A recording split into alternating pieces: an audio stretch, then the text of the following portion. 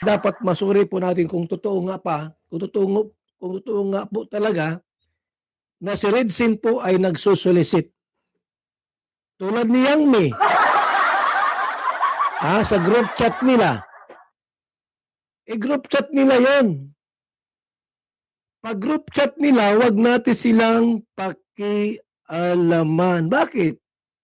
Group chat nila yan eh. Kahit may mga lumabas na screenshots, nagsolicit si Yang Mi dyan sa group chat. Group chat nila yan.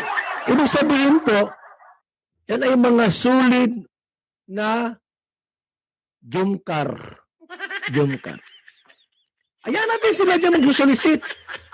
Ang bawal po yung online. Ma-broadcast ka digdi. Ay, mga kalingap, magandang araw po sa ating lahat. Ako po ay ma-solicit sa inyo. At birthday po ni Carla bukas. Kailangan ni Carla po ng mga 300,000 pesos. 4 na litson. At 6 na baboy. 2 baka. O ikaw, magkano sa iyo? Laura. O, sige, magkano? Mag-comment ka rito. 50 mil. Laura, 50 mil. Hindi pa dito na nanonood sa ating live. Teresa D, magkano sa iyo? 20 mil. Yan ang bawal. Bawal yon. Online solicitation tawag diyan. Pero pagka sa group chat ninyo at doon kayo naglatag ng inyong programa, hindi bawal yon.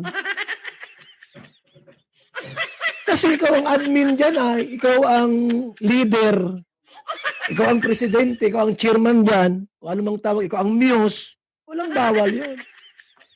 Kahit may mag-screenshot yun, nag-screenshot nila ba? Walang problema. Bakit? Group chat nyo yan. Bawat isa dyan, mga member ninyo. Kung mayroon dyan mga naglabas ng group chat, hayaan mo sila. Malay mo, gusto sumali yung iba. Ang bawal po yung online solicitation. Ito, tulad niya, no? Nanonood sa atin si Ate Christy.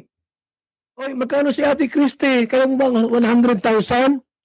Lista ko dito, ha? Nandyan si Istariray, magkano si Istariray? 50 mil? Bawal po yan, gayaan. Pero sa group chat po, hindi po bawal yan. Bakit po? Group chat nyo kasi yan. Kahit pa mag-20 mil kayo, nagba-20 mil kami. Sige! Gawin nyo.